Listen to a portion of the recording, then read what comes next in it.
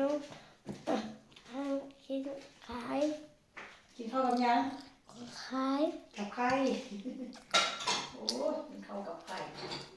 กินข้าวผู้เดียวเด้อแม่บ่ได้เข้ากล้องแม่บ่ได้เข้ากล้องก็บอกว่าถ่ายเองผู้เดียว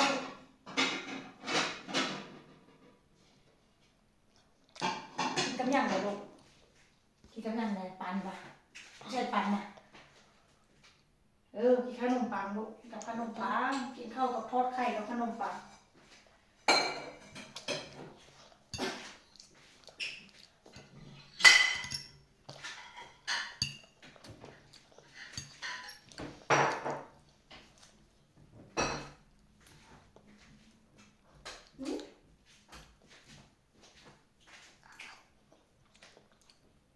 กินดีๆเลยกินดีๆแม่ปิดไปเลย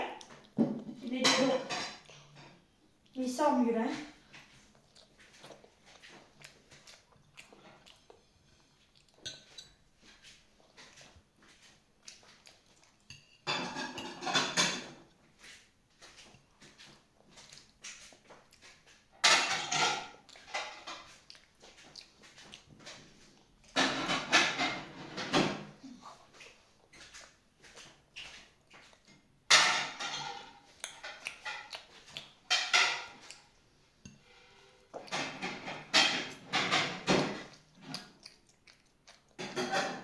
แซ่บบอลูก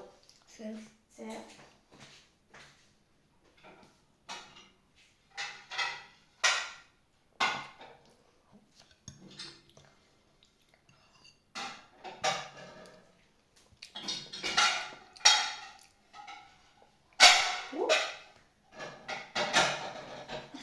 no pica พี่ค่ะเราจะกินมันเราต้องเห็น no que no pica dijo no pica เห็นแล้วก็บอกกิน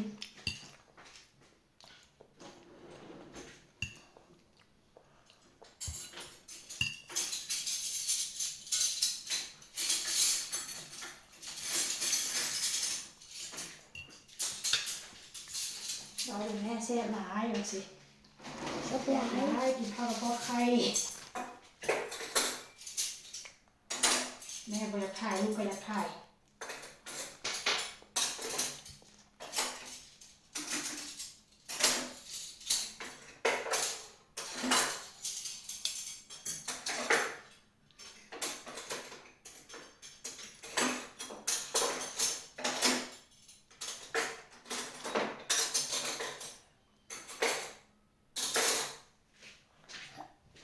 กินข้าวลูกมันเผ็ดก็ยังกินอยู่นะ pero a cachitos pequeños มันที่เจ็บท้องแหละมันเผ็ดได้ไหมนะกินมักแค่นอกเผ็ดๆเนาะกินไม่อาบน้ำลุกอาบน้ำนอนเลย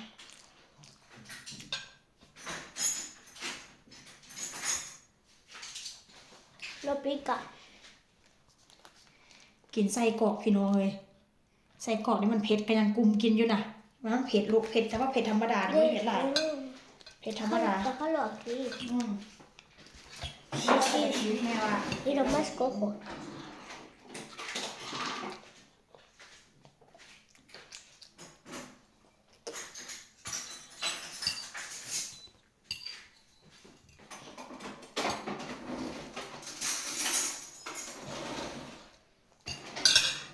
เลยเนาะ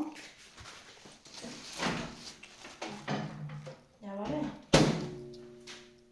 ya quiero más tortilla เรากินแบบเช่เอาละเช่เนาะconetas este conetas sí บ๊ายบายจ้ะบ๊ายบายพี่ปานาจ้ะโอ้ยรอดเนาะเข้ากล้องผู้เดียวนี่เนาะสุดรอดนี่เนาะน้ำยังบ่อาบคือว่ารอดแท้แม่นี่น้ำบ่อาบนี่เบิ่งบ่ได้นึกว่าผี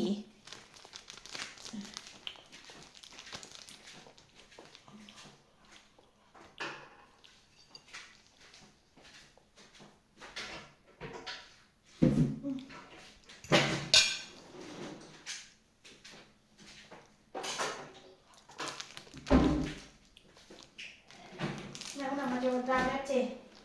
เอาเลยน่าลงไปกินลูกมันเผ็ดกันยังวะ โอ้ยงามแท้วะกินทอดไข่หมดแล้วพี่น้องมันเผ็ดได้ขนาดไหนมันเผ็ดแต่ว่าก็กินอันแจ่บ่า Pika! Pika! อ่ะ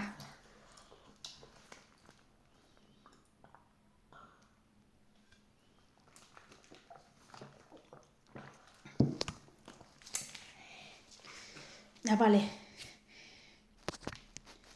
บ๊ายบายจะรู้บ๊ายบายให้ป้าน้าอาซะแม่หนมให้กินนั่นเพชรก็ยังกลุ่มกินอยู่มื้อนี้แม่บ่ได้เข้ากล้องนำไปแล้วเด้อพี่ป้าน้าอาเอ้ยเจอกันใหม่ในคลิปหน้าเช่นเก่าเช่นเคยผู้ใดมักก็อย่าลืมกดไลค์กดแชร์กด Kau tidak. กดติดตามให้ส่งให้ลูกเขาเลยเด้อไปแล้วมื้อนี้นะบ๊ายบายสบายดีเด้อสบายดีนอนสบายดีจุบลาเด้ขี้แม่จุเอาขี้มาโขกแล้วยกขึ้นท่วมหัวพุ่นเธอบอกบ๊ายบายสบายดีบ๊ายบายก่อนจุบลาเด้บ๊ายบาย